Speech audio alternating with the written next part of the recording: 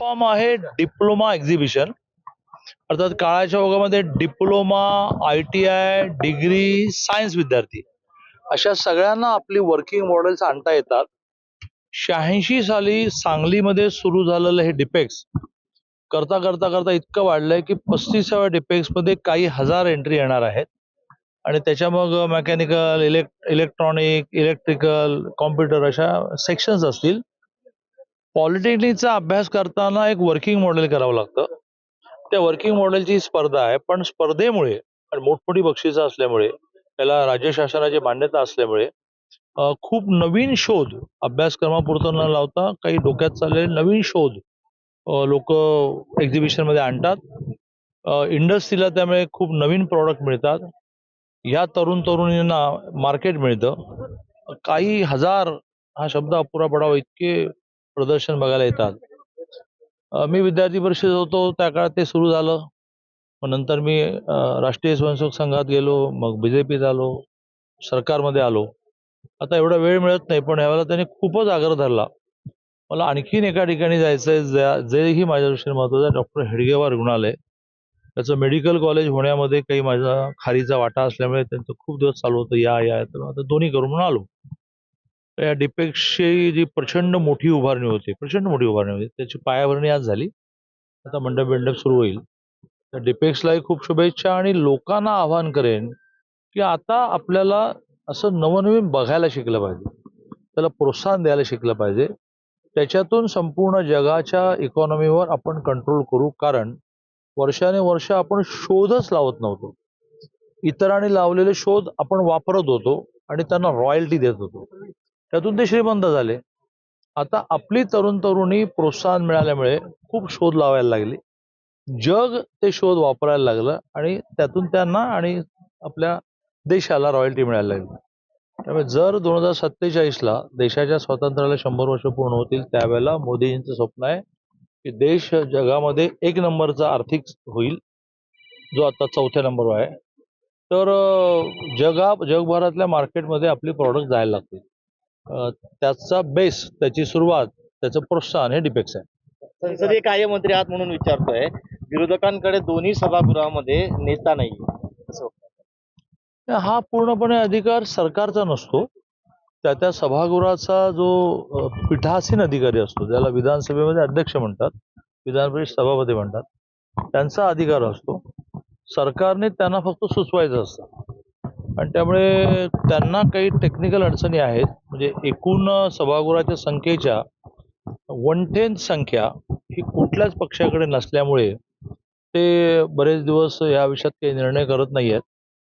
पण ह्या अधिवेशनात काही मार्ग निघावा असं मला वाटतं.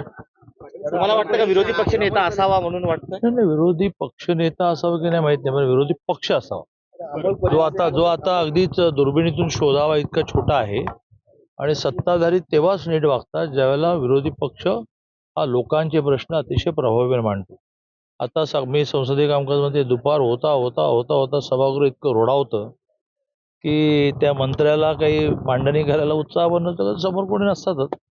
त्यामुळे विरोधी पक्ष नेता असावा की नाही असावा, तर असायला पाहिजे. विरोधी पक्ष मात्र तगडा असायलाच पाहिजे. त्याशिवाय लोकशाहीमध्ये लोकांच्या प्रश्नांची तड लावली जाणार नाही. झालं त्याचं GR निघा. नाही, काहीतरी चुकीचं बोलताय.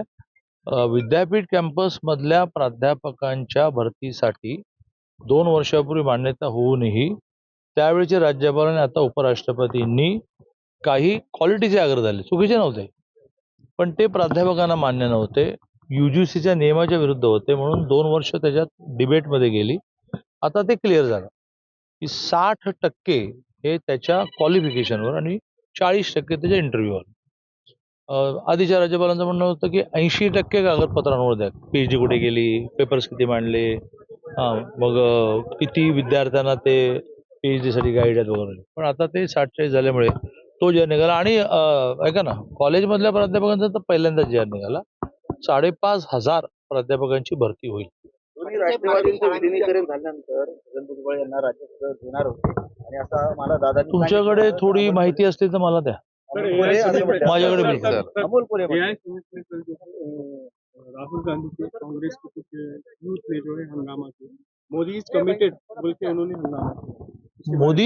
मोदी इज कमिटेड, मोदी ये जो है कमिटमेंट कर चुके हैं दूसरों को, इस तरीके का हंगामा उन्होंने किया है और कुछ पोस्टर्स वगैरह दिखाए। राहुल गांधी जी लगातार हल्ला गुल्ला करके देश की प्रतिमा दुनिया में खराब कर रहे हैं।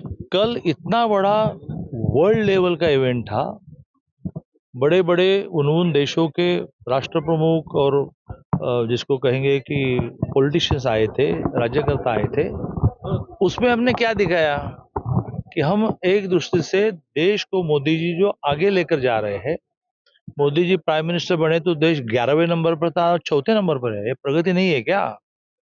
तो यह यदि 2047 तक एक नंबर पर जाना है तो इस प्रकार की इनोवेशन, इस प्रकार की दुनिया की रिक्वायरमेंट को पूर्ण करने का प्रयत्न ये भारत से होना पड़ेगा। अब उस प्रकार के इवेंट को ये आंदोलन करके एक दूसरे से दुनिया में भारत की प्रतिमा बिगाड़ रहे हैं। इसका सर्वसामान्य व्यक्ति के तौर पर और पॉलिटिशियन के तौर पर भी हम जितना कर सके उतना तीव्र निषेध करतो। महाराष्ट्राच्या सत्ता संघर्षावरती पहिल्यांदा भूषण गवई यांनी भाष्य केलेलं आहे. तेलंगणाचा खटला मी लवकर दिला, खटला कुणाकडे द्यायचा याचा अधिकार सरन्यायाधीशांना आहे.